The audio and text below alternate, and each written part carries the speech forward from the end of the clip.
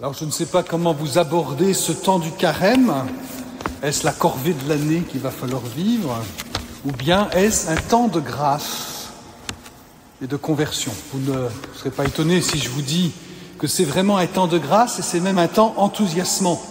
Certes, nous sommes confrontés à nos pauvretés, à nos limites, à la dureté de notre cœur, à notre manque de désir, de changement, de sainteté.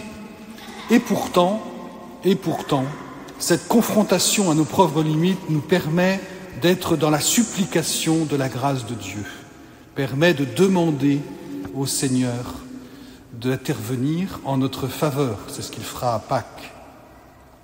Oui, le temps du carême est un temps de réveil spirituel. C'est un temps de printemps après l'hiver. C'est une retraite communautaire, une retraite ecclésiale. Nous sommes tous dans la même barque, tous à prendre conscience que nous sommes encore loin de ce que Dieu attend de nous et souvent nous sommes même indifférents à ce que Dieu attend de nous. Alors, dans l'histoire, le carême a 3 origines. La première origine, c'est un jeûne de purification. Pour les grandes fêtes, on se prépare. C'est valable pour tout. On anticipe, on se prépare. Cette fête de Pâques, le Triduum pascal, est tellement grande que très vite, les chrétiens l'ont préparée longuement. Désormais, c'est 40 jours qui nous rappellent les 40 jours de Jésus dans le désert, les 40 jours de jeûne, et nous vivons 40 jours de jeûne avec Jésus. C'est aussi les 40 jours, les 40 années que vont vivre le peuple juif dans le désert avant d'arriver à la terre promise. L'Église n'a jamais séparé ce temps de jeûne du temps de l'aumône et de la prière, comme nous l'avons entendu dans l'Évangile à l'instant. Donc, premier sens, la première origine de ce temps, c'est de se préparer à Pâques, un temps de purification et de jeûne. La deuxième raison de ce temps, c'est le temps de la préparation des catéchumènes qui seront baptisés à Pâques. Alors, je ne sais pas s'il y en a parmi nous d'ailleurs. Vous savez, je ne sais pas si vous savez, en tout cas, ils sont 9 à être baptisés la nuit de Pâques. Et je ne compte pas les ados qui seront baptisés le lendemain et les enfants qui seront baptisés le surlendemain. Donc, ils sont nombreux, nous rendons grâce à Dieu. Ils vont vivre donc dimanche prochain l'appel décisif. Ensuite, pendant le temps du carême, ils vivront ce qu'on appelle les scrutins. On en reparlera. Ils recevront le credo et le Notre Père de la part de la communauté chrétienne, qu'ils vont redonner ensuite à la communauté en l'apprenant par cœur. Ils vont vivre aussi le rite de l'Ephata, le choix du prénom chrétien si ce n'est pas fait. Ils vont vivre encore des onctions d'huile des catéchumènes. Tout ceci accompagné par des catéchèses et accompagné par des frères et sœurs de notre communauté qui les suivent. Et nous, dans tout cela, eh bien, nous sommes appelés à les porter dans notre cœur et dans notre prière. Dimanche prochain, vous seront distribués des petits signets avec les 9 noms et prénoms de nos catéchumènes. Et nous sommes invités à les porter dans notre cœur, mais aussi avec eux, comme si nous étions eux-mêmes. Nous sommes invités à renouveler la grâce de notre baptême au soir de Pâques. Donc, nous profiterons aussi de ce temps. C'est la deuxième raison du temps du carême. Première raison, temps de purification, de préparation de la fête de Pâques, comme à une grande fête, temps de désert, temps de jeûne. Deuxième raison, temps de renouvellement de notre baptême et d'accompagnement des catéchumènes. La troisième raison, enfin, c'est ce qui donne la signification d'ailleurs de cette célébration ce soir, c'est la réconciliation des pénitents. Dans l'Antiquité chrétienne, le sacrement de réconciliation n'était pas développé comme aujourd'hui, avec une démarche individuelle. Il y avait donc un certain nombre de personnes qui étaient reconnues comme pénitents publics et qui se reconnaissaient devant tout le monde comme pénitents publics. Ils recevaient, selon la tradition biblique, on trouve plein de traces, les cendres sur leur front au début du carême. Ils recevaient ces cendres, le rite des cendres que l'on trouve dans toutes les dans la Bible à plusieurs reprises pour que quand les gens se repentent, veulent se convertir et se repentent, ils font pénitence devant les autres, et bien ils reçoivent les cendres. Et puis, ils étaient réconciliés le jeudi saint au matin pour pouvoir participer au Triduum pascal avec tout le monde. Au XIIIe siècle, le pape lui-même fera cette démarche. Et tous les chrétiens décideront de se reconnaître les uns devant les autres des pénitents publics. C'est pas rien. Reconnaître les uns devant les autres que nous sommes pécheurs, que nous sommes des pénitents publics et que nous avons besoin que Dieu nous pardonne et nous sauve. Nous avons besoin de cette réconciliation. Et c'est une réponse à la première lecture que nous avons entendue. Maintenant, oracle du Seigneur, revenez à moi de tout votre cœur dans le jeûne, les larmes et le deuil. Ou bien encore, dans la deuxième lecture, laissez-vous réconcilier avec Dieu. Ces trois significations du carême sont bonnes, il est bon de se le rappeler. Nous nous présentons comme des pénitents, nous voulons nous purifier par le jeûne pour bien vivre la fête de Pâques et nous voulons être renouvelés dans la grâce du baptême.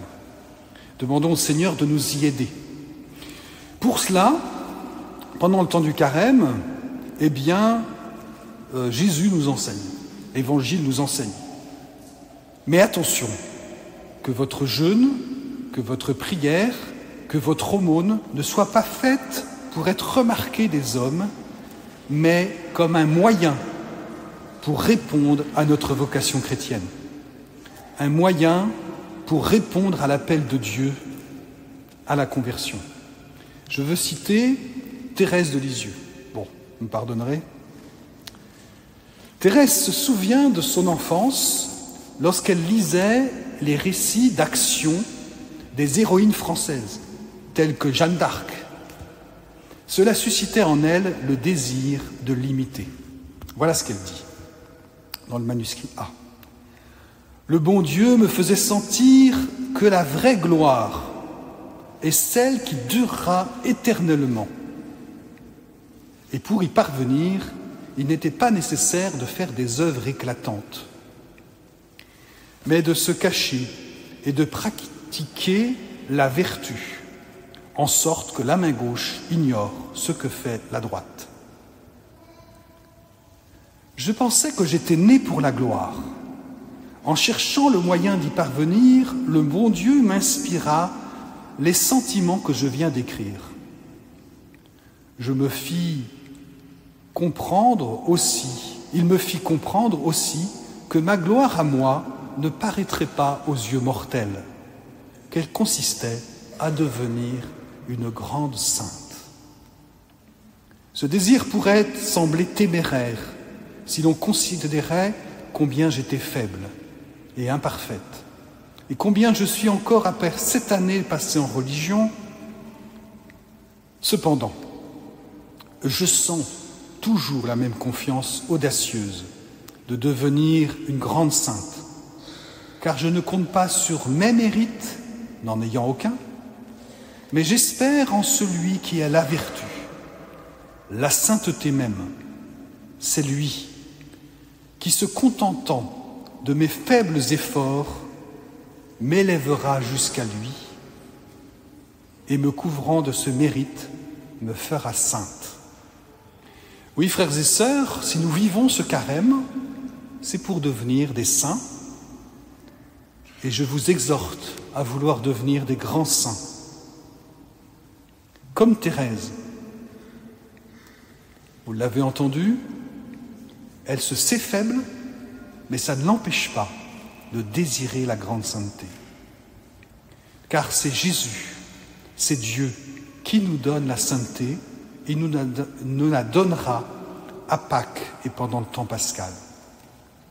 Pour devenir donc un grand saint, de grands saints, eh bien, il nous faut vivre ce carême en nous abandonnant à la grâce de Dieu. Alors, pour vivre ce carême, eh bien, soyons concrets. Vivons le sacrement du pardon, il nous est offert. Vivons les efforts de carême que nous connaissons, l'aumône, la prière et le jeûne. Choisissons précisément nos efforts. Soient concrets, proportionnés à ce que nous pouvons faire, et non pas trop démesurés, car nous sommes sûrs de ne pas y arriver. Essayons de nous décider, si nous ne sommes pas encore prêts.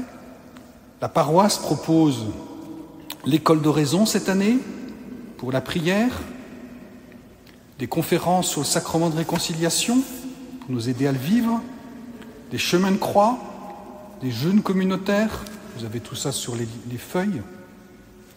Soyons précis, soyons concrets, mais non pas pour faire de beaux exploits, pour briller pour nous-mêmes ou pour les autres, mais simplement pour que le Seigneur intervienne en notre faveur, nous donne le salut et la sainteté. Donc, aux sorties de l'Église, pour ceux qui ne l'auraient pas encore, vous avez les feuillets récapitulatifs des efforts des propositions plutôt de la paroisse pour le carême, et puis un livret de prières avec le pape François. Frères et sœurs, ne passons pas à côté du carême, c'est un temps de grâce et un temps enthousiasmant. Amen.